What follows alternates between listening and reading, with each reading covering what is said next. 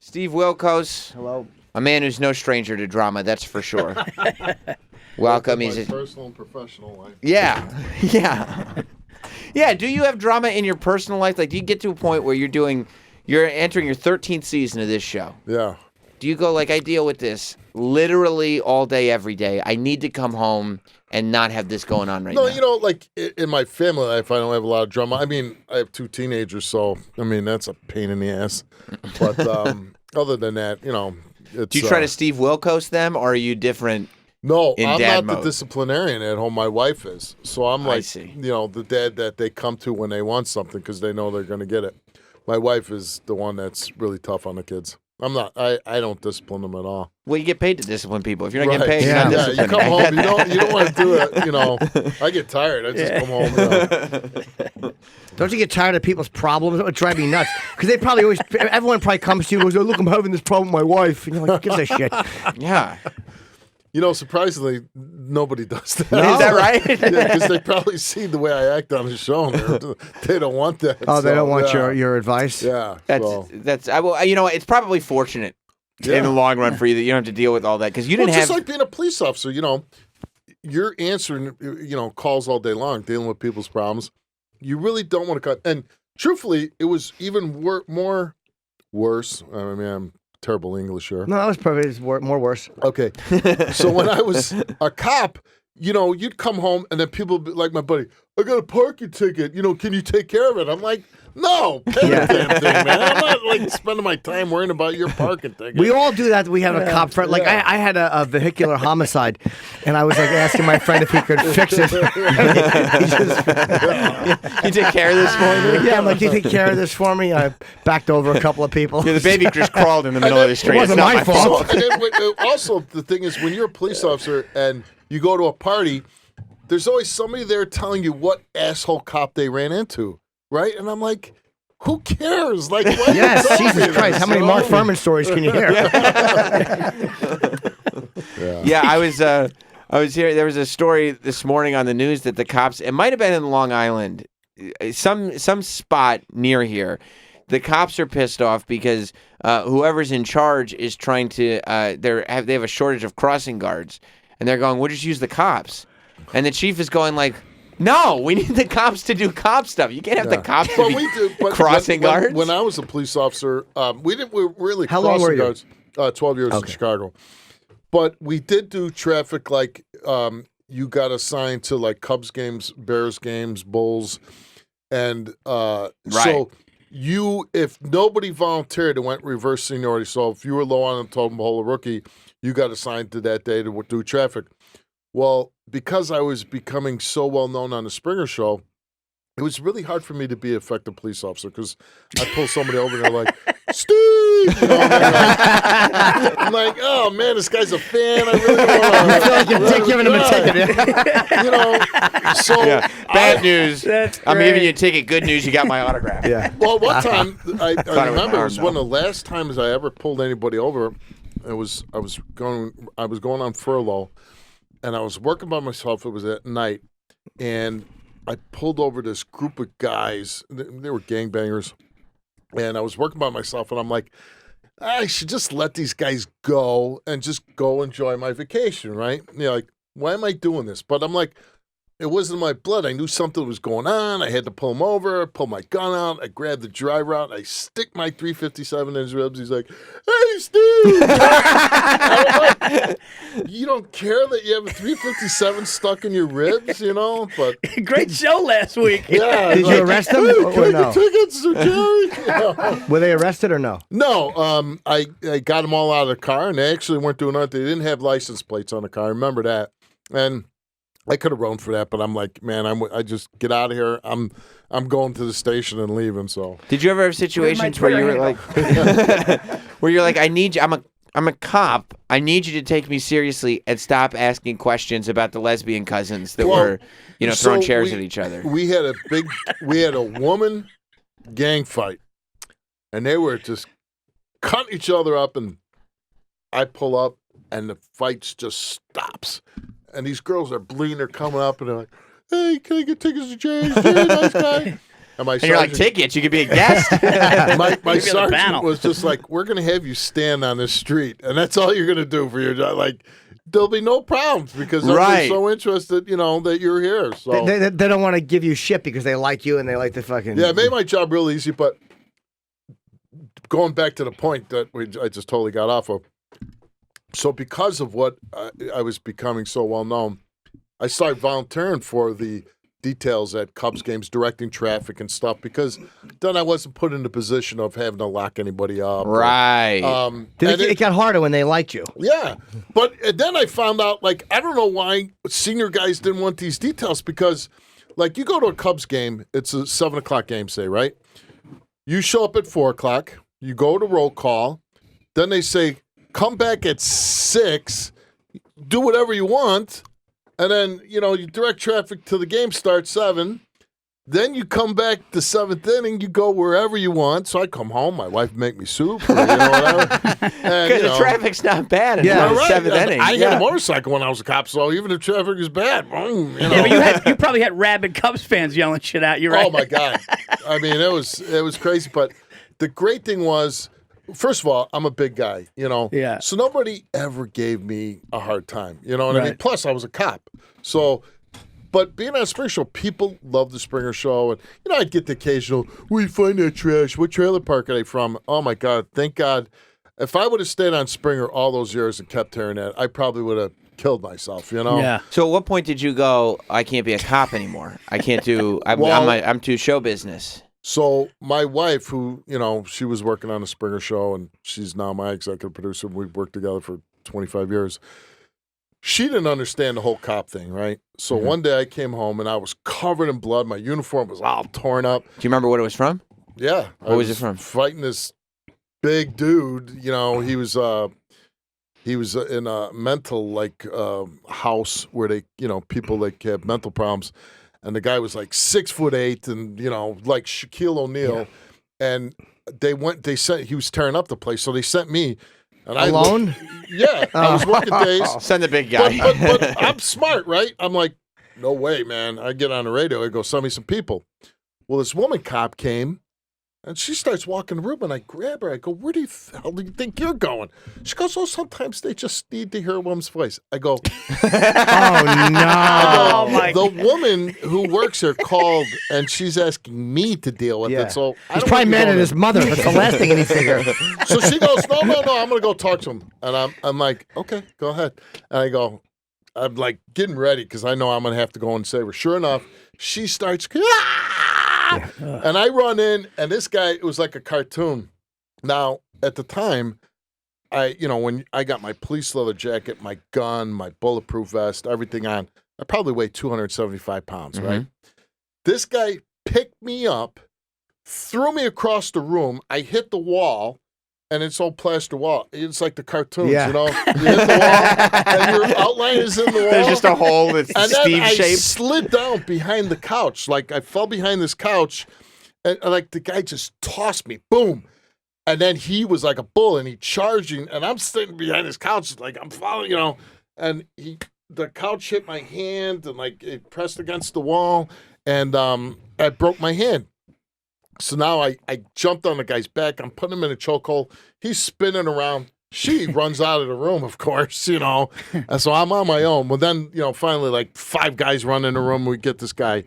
So I come home, and, my wife's like, what the hell happened to you? I go, you realize not everybody says, here, take me to jail. You got to fight them, She goes, this is nuts. You need to give this up. She goes, listen. She goes, when the Springer Show's over, and this when it still had another 20 years in it, and we didn't know. She goes, we're not staying working as policemen. I'm not going to be a policeman's wife. She goes, I'm a TV producer. I'm going to make the money. And I'm like, okay, I don't want to be a leech. I don't want to be Wendy Williams' husband, right? So, I want to make my own money, Yeah. But so she was right. She goes, listen, we're going to go to New York, L.A. Little did I know that I would someday get my own TV show and become as big as I did on the Springer Show. So that's when I left. She was like, listen, and I was making good money on Springer. And you know, she's like, "Listen, man, don't." That's a tough decision though, because I mean, because my a big- dad was a Chicago cop for 30 years, and at the time when I left, I had like 11 and a half years. And my dad's like, "You only got 8 more years to do for a pension." That's what I was thinking. So many people sign up for the cops, and a big part of it is because that pension is coming. Right. But in Chicago, that's like 30 years anywhere else. But you Yeah. know what? When you're like, so, you know, almost everybody I grew up with is a cop or a fireman, right? And my dad was a cop, and all our dads were cops and firemen or garbage men or whatever, all city jobs where, you know, you don't have a great education, but, you know, you get a good job, you get a pension. But when you get exposed like I did to TV, which was kind of a fluky thing, and all of a sudden I'm making triple for a part-time job Right. compared to what I'm doing full-time. You're like, hey man, what the hell am I And no doing, one's gonna man? no You one's know, gonna shoot at you on a right, TV and, set. you know, and, Yeah. you know, you're going there buying your lunch and they're giving you a company car. And you're like, man, I'm in the wrong business. Hey, man. do you remember as a cop, you come on, you're a rookie, you're eager. Do you remember the first fight you had? I don't remember the Or the first first fight, physical but confrontation? So I'm a probationary officer, which means I just came out of the academy. I'm assigned to the 13th district in Chicago. Is that a good neighborhood? No, it was the Wood Street district. It's the old Chicago Stadium, so Henry Horner homes and stuff. We literally are getting in. I'm getting in a squad car for the first time of my career, and a call comes on the radio. You know, there's this guy. He's wanted. He's in a building, and what happened? This guy took a pan of oil, heated it up, and then poured it on his girlfriend. Oh my God! She looked like incredible. But somebody spotted him. He was wanted, and he was in this building. And I'm like, these guys are just testing me. You know, this is a bullshit call. We go there. And my partner, this guy, Chris Affairs, who's my training officer, goes, man, pull your gun. And I'm like, really? This is real? Like, I'm still thinking like this is a training exercise, you know? So I got my gun out, you know? I mean, I'm 2 minutes into the job, and we're going through this abandoned building, and this dude jumps out, and I'm like, freeze, you know? And I'm like, I almost shoot the guy because I'm In scared. the panic, yeah, of course. Right, you know? And he's like, don't shoot, you know? And I'm like, okay, this is how it's going to be, right? Like, 2 minutes in. Did you Yeah. ever you see videos of cops who get jumped or got they get shot at or when they walk up to a car? Did you ever walk up to a car that had like 4 or 5 guys in it? Because I just told that story. No, I don't mean. There's footage of that. Remember that one guy in Texas where he opened the trunk and he found pot and the guys. Oh, the 2 guys grabbed They him. grabbed him. Yeah, It's like they a training killed him. video for Yes. cops now. Yeah. But was there ever a time you walked up? I and always were say, here's the difference. I saw that video, okay? When I pulled guys over, I always had my gun out. You did. Always. And I kept it to my side. Now, listen, if it was daytime, I'm just making a traffic stop and there's a woman in the car, I'm not pulling my gun. But if it was at night and there was anybody, even one dude in the car, I just pulled my gun out and I just kept it at my side. Did you ever back off? That's what I'm saying. Like, did you ever walk? Like you said, the gang guys weren't doing anything wrong. Right. The gang guys. But did you ever gang sense men. that something's about to go terribly wrong and back out because you're by yourself? Oh, of course. I mean, listen, fear's a great safety feature to have, you know, for your personal safety. Fear, it goes off, and you know, there's a lot of time, and you call for help. Like, hey man, send a few more guys over here. You know, listen, I'm not, and it's what people say. Oh, it takes 4 of you guys to arrest this guy. You're damn right it does, because I'm not paid to go toe to toe. I'm not a professional boxer Sure. here. I'm here to effect an arrest, and I don't want to get hurt. Yeah. No, I got pulled over the other night coming home from a gig, and somebody said, you want to never get a ticket? Here's what you do. Take out the registration, have the license ready, hands on 10 and 2 as he's walking. And he was walking, and it was late. I was coming from a gig, and he had the light, and I just was holding it like this. So he saw my hands were nowhere, and I had everything, and I just gave it to him. I go, sorry, dude. I was going like 45 and a 25 through like a main street town. I go, I'm sorry, man. I'm tired. I just want to get home. And like, he appreciated that so much. No ticket. He goes, I'll give you a warning. So is that a thing? That's great advice, because I do that. I got stopped a month ago, and same thing. I put my hands on, I roll the windows down, turn interior lights on, have my license out ready to go, and then it's yes sir, no sir. And the worst, I did that too, but I had my cell phone up, so they gave me a ticket for that. But the worst It's a video. the best point you made was, don't say you're not doing what you're doing. Because when Right. I worked in the Humboldt Park area in Chicago at the time, was really a bad neighborhood, a lot of gangs. So I didn't do a lot of traffic stops because I wanted guns, I wanted drugs, I wanted gangbangers. I didn't want to write tickets, but you had to. So if I pulled you over, you really went through that light 3 seconds too late, right? Right. And I pull somebody over, and they're like, "Oh, I didn't go through red light." And I go, "So why am I pulling you over? Am I just wasting my time? Like, I don't want to pull you over to begin with, you know? But you're so blatant." So you'd rather the honesty. You'd rather the, yeah, man, sorry, I went through that light. I just. Well, most of the time, if you were polite and just said, "Yeah, I did it. I'm sorry," like Jussie Smollett should have done, then it's over. right, with, Chicago, right? yeah. You know, but if you tell me that I'm lying or I'm wrong, Right. no, I'm doing my job. But if you're polite and say, I'm absolutely right. I'm sorry. I'm like, I had to use the bathroom. Okay, go on your way. See you later. What do you think happens, Sergeant? What do you think happens with Chicago now? Because the cops, the mayor, everyone is so mad. Well, I was going to say, Jussie Smollett. in your experience, how sure do these Chicago cops have to be with the fact that they're going, like, they see Jussie Smollett, now the case is closed, and the Chicago cops and the city of Chicago, the mayor, are going, this is complete crap. Well, my thing We're is, not done. We're not done here. Here's the thing.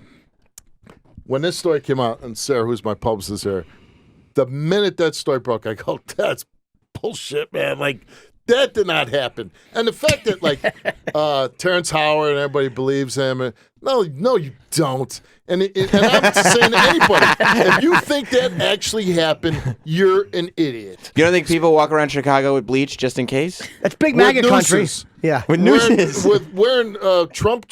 Chicago's a business Democrat city, just like New York is. There aren't a whole bunch of MAGA people that watch Empire in Chicago? Well, that's why I said, I go, what races are watching Empire? Paul Virzi just raised his hand. I'm like, come on, man. Listen, I never knew who Jussie Smollett is because I don't watch any TV except on HBO and Showtime or something. And your own show. No, I don't watch my own show. I only do. My daughter asked me that question. She goes, "Dad," I go, "I only watch it to see who's advertising on my show. Like, I watch the commercials and I want to know who's my advertisers and stuff." You don't watch it like a comic where you're like, oh, I look like that? Yeah, why did I say that? do. I just was in Chicago and she took a picture and I said I look like the Thing from Fantastic Four. Yes. I'm like, I look terrible. But I know nobody's watching my show because I'm Brad Pitt, so I'm okay. Yeah. Sure. So you knew that was bullshit. But when you the Jussie first heard it, Smollett yeah. thing. But I go, listen, he didn't kill anybody. Nobody got hurt. He didn't rob anybody. But they should, before they dropped the charges, they should have said, "Hey, you're going to say that you made it up, and we're going to drop the charges," right? Like, I'm sorry, wasted all these police officers' time. Right. I wasn't thinking right. I apologize. End of story. And I don't think anybody, even the cops, I think would be okay with that. Because it's going back to what we were just talking about with traffic tickets. Right. Like, he's I'm admitting sorry it. I What wasted the cops' time. Yeah.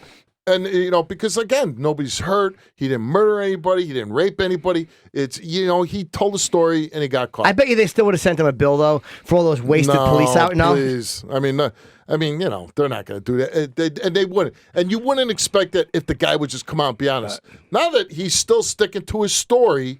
He said he was exonerated. Yes. Vindicated. Vindicated. Yeah. No, and he's not. And even the woman that dismissed it, Fox, is saying Kim Fox, that's not true. And the thing now is those records were going to be sealed, right? Well, now that the city's coming after you civilly, those records become unsealed. So my thing is, if you're him, don't you write that check? Yeah. Or you get somebody to write it for you. Yeah. So that because if it comes out and all those, it's going to expose you as a big liar, which everybody knows that already anyway. Why do you think that she not only dropped it, but then sealed the records, didn't make him, Well, she gave him because you everything? have to seal those records because otherwise you look like, you're totally included. And first of all, she's getting investigated now because she said she recused herself when she didn't. And again, what a nightmare, and all the hours and man hours and resources that are being wasted on a guy who told a lie. Yeah. Yeah, and it's still ridiculous. happening. Right, it's ridiculous. It's like we were saying outside, the Robert Kraft thing. You're prosecuting all these men for getting hand jobs. Who cares? Right. These aren't sex slaves. Nobody's being held against their will. These are old Asian women that, this is what they do for a living. Like, listen, I wouldn't want that for anybody I love or care about. I think, there's, it's icky, this and that. But we're wasting all these police officers and detectives and illegal searches because a guy's getting a hand job. Thank God that video didn't come out. The last thing I want to do is see like Yeah. an 85-year-old man get a hand job. That? Well, I'm hoping I don't. Jet fans would probably ignore it. Oh yeah, That's the good thing. At least other teams would.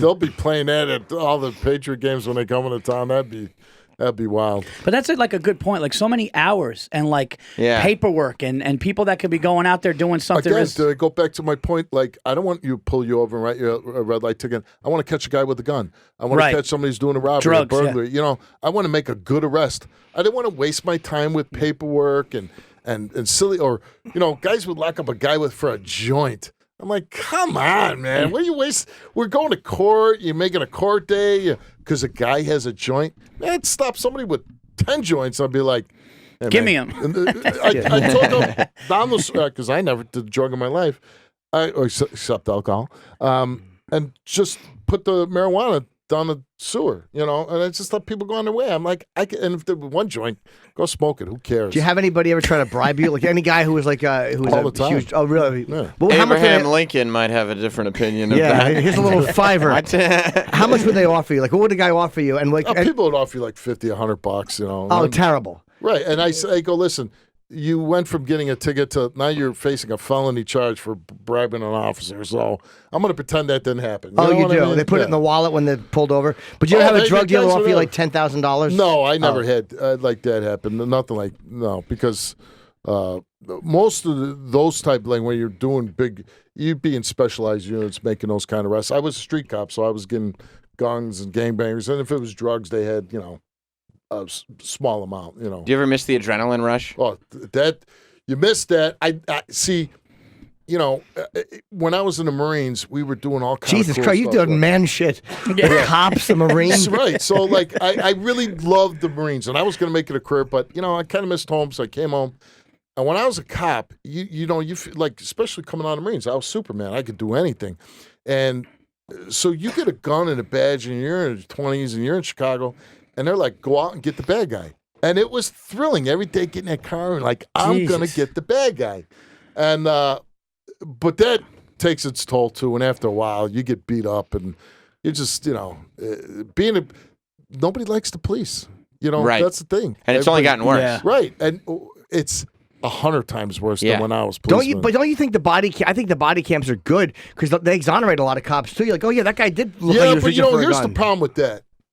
Because if somebody walks up and punched me in the face as a police officer, I'm going to beat you in a pulp. I was going to beat you to a pulp. I mean, I was going to stomp your brains out of your head. Good for you. Dude, talking to Steve makes me feel like such a pussy. He's like Marine cop. I'm like, I walked out of a comedy club and I wonder if the guy liked me. but I mean, so now if you're wearing a body camera, my point is, it's human reaction. If somebody hurts you, you're going to want to hurt them. And that's what I was always trained to do. So now with these body cams, if somebody came up and spit in your face, you'd have to show restraint. Right, It's the least amount effective, which, I get it. The body cams, because my thing was, I wasn't doing anything wrong. I wasn't stealing, bribing, calling people names, stuff like that. I mean, I did curse when I was a police officer. But I mean, I wasn't doing it to be derogatory or offensive. He was using it as a commands and stuff. So I wouldn't have a problem with body camera. But when I'm saying, when you're in a physical altercation, you're not going to stop. Right. Like, he took it to an excessive level. You're damn right, because this guy just punched me in the face or he tried to kill me. Yeah, I'm going to give him a little tune-up. They expect you to be robots and then just strike with the exact proper amount of force and stop. That's the problem with body cameras. That's like the rules of war, right? Yeah. It was like if you see somebody up there, they were like you counting these bullets. Young guys out like, you're sad. Well, in the Marines, they're like, well, what'd you do in the Marines? Well, I was trained to kill people. That's that was my mission. I mean, what do you think they do? What years were you in? 82 to 89. Did you go? No, there was no combat. There were some guys in my platoon from boot camp that actually, unfortunately, were sadly killed in Beirut. And I was lucky because I got sent to Asia, and some of those guys got sent there. And Was there very an embassy fortunate. bombing in Beirut, or no? Was that It wasn't maybe it was the embassy barracks, but that's where the truck went. And I actually ended up working with the sergeant who was at the gate, and that was back again when we had these ridiculous policies where your gun couldn't be locked and loaded. You're standing guard, and the truck went flying back, and these guys didn't even have loaded weapons to shoot this guy. Right. That was P.X. Kelly, who was the commandant at the Marine Corps. Zero defect policy at the time. And, obviously when we become serious in times of war, I mean, that stuff doesn't happen anymore. But, again, to your point of guys being, we're criticizing guys in times of war and, they went over the line. Well, these guys are in the most brutal conditions. Yeah. You're supposed to kill people. And, sometimes things can get really messy and yucky. it gets out of hand? Yeah. But what I'm most fascinated with anybody in the military is that you make it through boot camp. I get so tired. How do you do. make it through Paris Island? Well, I couldn't do it if I was any older than 18, right? Because I tell guys all the time, like, I'll see guys that, they go to college for a couple of years, they get fat and lazy, and then they're like, I don't want to go to college. I'm going to join the Marines. I go, good luck with that. I mean, because I came out of high school, I played sports, and I was in decent shape.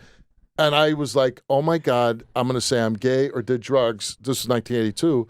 I'm going to get out of here. There's no way. I'm like, this is nuts. Yeah. But they let us sleep for like an hour, and then I woke up. I'm like, okay, I think I can make it. And I did. And I actually love being in the Marines. But, man, it is no joke, man. It was brutal. How long was it brutal for? Is it like that? Was it like? Well, those 3 months. Oh, it's 3 months. 3 months of boot camp. Man, oh, man. Look, But you're man. getting brainwashed, right? You're getting brainwashed. You're starting to You're being change mentally, right? indoctrinated, Yeah. Not brainwashed. Indoctrinated. Yeah, proper way of Paul. Sorry. Yeah. All right. Nice way to end the interview, Paul. All right. So, Communist Paul, you can catch it. Want more Jim and Sam? Catch up with full episodes and interviews from celebrity guests anytime on demand using the SiriusXM app.